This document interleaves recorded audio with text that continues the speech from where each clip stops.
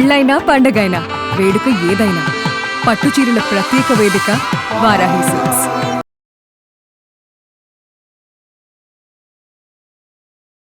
Hello, అందరికీ నమస్తే అండి.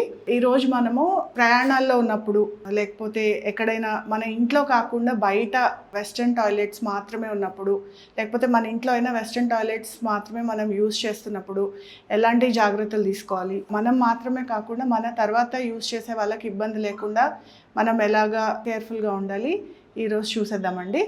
సో ఇక్కడ చూస్తున్నారు కదా, మనము టాయిలెట్ దగ్గర ఉన్నాము. సో బేసిక్గా బయట ఎక్కడైనా కూడా ఇలాంటి సెటప్లోనే ఉంటుంది. సో మనం టాయిలెట్ యూజ్ చేసేటప్పుడు ఫస్ట్ అండ్ ఫార్మోస్ట్ థింగ్ మనం గుర్తుపెట్టుకోవాల్సింది, ఎస్పెషల్లీ వెస్ట్రన్ టాయిలెట్స్లో ఫ్లోర్ని డ్రైగా అనేది ఉంచాలి. సో మనకి ఇళ్లలో బాగా అలవాటు ఉంటుంది, మనకి చిన్నప్పటి నుంచి పెద్దవాళ్ళు నేర్పిస్తూ ఉంటారు వాష్రూమ్కి వెళ్ళంగానే కాలు కడుక్కోవాలి అనేసి. సో మనకేంటంటే ఇండియన్ టాయిలెట్స్ యూజ్ చేసినప్పుడు మనము కింద కూర్చొని యూజ్ చేస్తాం కాబట్టి ఏదైనా మనకి మట్టి అంటే అవకాశం ఉంటుంది, లేకపోతే మనం వాష్రూమ్ యూజ్ చేసినప్పుడు ఏదైనా చిందులు అలా పడి కొంచెం కాళ్ళు డర్టీ అయ్యే అవకాశం ఉంటుంది. కాబట్టి కంపల్సరీ కాళ్ళు వాష్ చేసుకోండి అనేది మనకి బ్రెయిన్లో బాగా రిజిస్టర్ అయిపోయి ఉంటుంది. సో మనం ఏంటంటే టాయిలెట్ యూజ్ చేయగానే లేకపోతే వాష్రూమ్కి వెళ్ళంగానే మనము తెలియకుండానే మనం కాలు కడిగేసుకుంటూ ఉంటాం.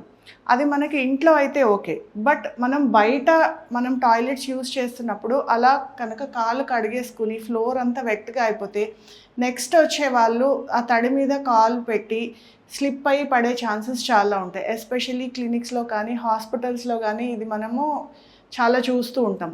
సో ఫస్ట్ అండ్ ఫార్మోస్ట్ మీరు గుర్తుపెట్టుకోవాల్సింది, వెస్ట్రన్ టాయిలెట్స్ యూజ్ చేసేటప్పుడు ఎట్టి పరిస్థితుల్లోనే ఫ్లోర్ మీద కాళ్ళు అనేవి కడుక్కోకండి. సో ఫ్లోర్ అనేది డ్రైగా ఉంచాలి. సో ఇది ఫస్ట్ అండ్ ఫార్మోస్ట్ పాయింట్.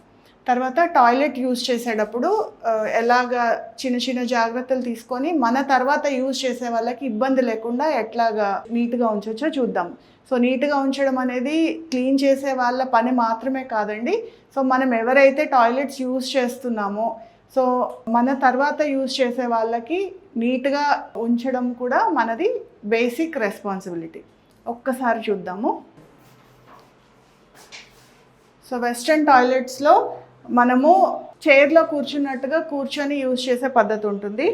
ఇది టాయిలెట్ బౌల్, ఇది సీట్ కవర్, ఇది లిడ్. సో ఇదేంటంటే ఫ్లష్ ట్యాంక్. సో బేసిక్గా ఇవి ఎక్కడైనా కంపల్సరీ మనకి వెస్ట్రన్ టాయిలెట్లో ఉంటాయి.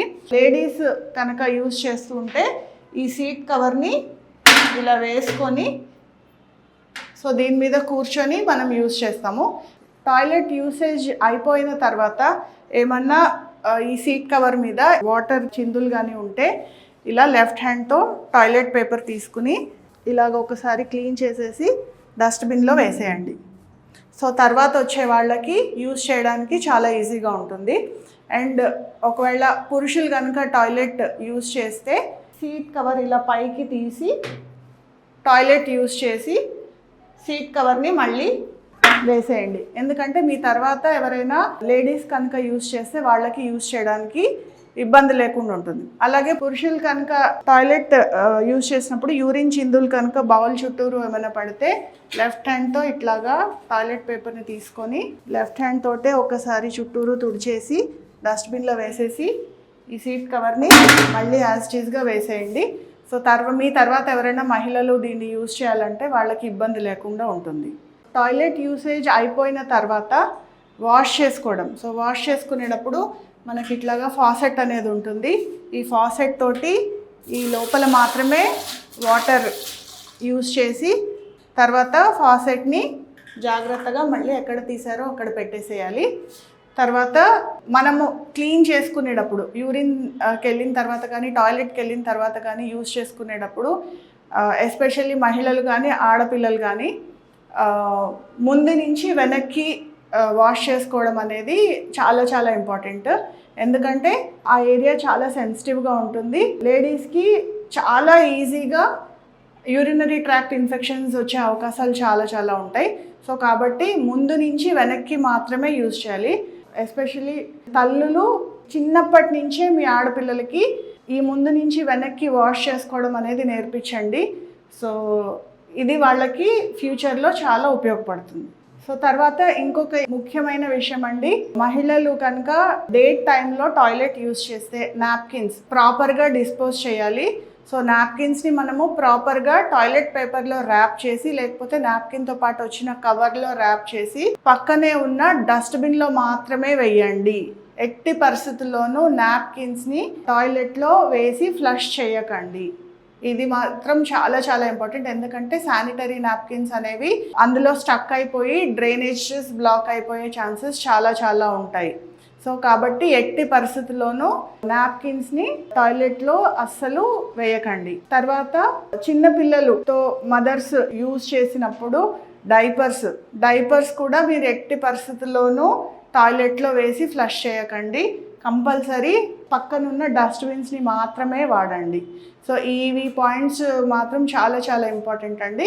ఇవి గుర్తుపెట్టుకొని మీరు ఎక్కడైనా ఎస్పెషల్లీ ట్రైన్స్లో కానీ, రెస్టారెంట్స్లో కానీ, హాస్పిటల్స్లో కానీ, ఎయిర్పోర్ట్స్లో కానీ, బస్ స్టాప్స్లో కానీ, ఇలా ఎక్కడైనా పబ్లిక్ ప్లేసెస్లో మీరు వెస్ట్రన్ టాయిలెట్ కనుక యూజ్ చేస్తున్నట్టయితే ఈ పాయింట్స్ని గుర్తుపెట్టుకొని ఖచ్చితంగా ఈ బేసిక్ రూల్స్ అనేవి పాటించాలి. సో మన టాయిలెట్ యూసేజ్ అయిపోయిన తర్వాత సింక్ దగ్గర మనం హ్యాండ్స్ వాష్ చేసుకోవాలి. సో మనం లెఫ్ట్ హ్యాండ్తో మనం టిష్యూ తోటి టాయిలెట్ పేపర్ తోటి క్లీన్ చేసాం కదా. సో ఇప్పుడు మనము రైట్ హ్యాండ్ తోటి లెఫ్ట్ హ్యాండ్లోకి సోప్ అనేది తీసుకొని సో వాష్ చేసుకుని రైట్ హ్యాండ్తో ఈ పైన రిస్ట్తో మాత్రమే ఈ ట్యాప్ అనేది యూజ్ చేయాలి. తర్వాత హ్యాండ్స్ వాష్ చేసుకునేటప్పుడు కూడా ప్రాపర్గా వాష్ చేసుకోండి.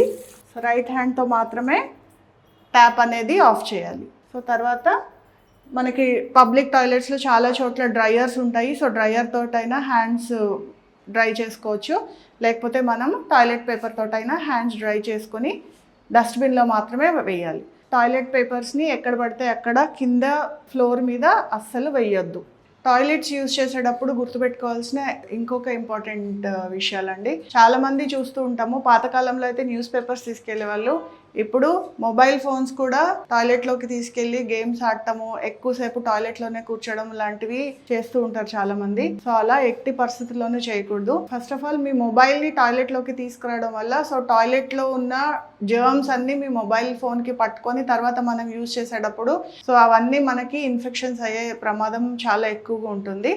సో ఎట్టి పరిస్థితుల్లోనూ మొబైల్ ఫోన్స్ని టాయిలెట్లోకి తీసుకొని రావద్దు. సో అంత అర్జెంటుగా మనకి ఎలాంటి పనులు ఉండవు, ఇది మాత్రం గుర్తుపెట్టుకోండి. తర్వాత ఎక్కువసేపు టాయిలెట్ సీట్ మీద కూర్చోవడము, స్టూడెంట్స్ ఎస్పెషల్లీ ఇంట్లో చదువుకోవడం ఎగ్గొట్టడం కోసమో దేనికోసమో టాయిలెట్లోకి వచ్చి నిద్రపోయే వాళ్ళని కూడా మనం చూస్తుంటాం.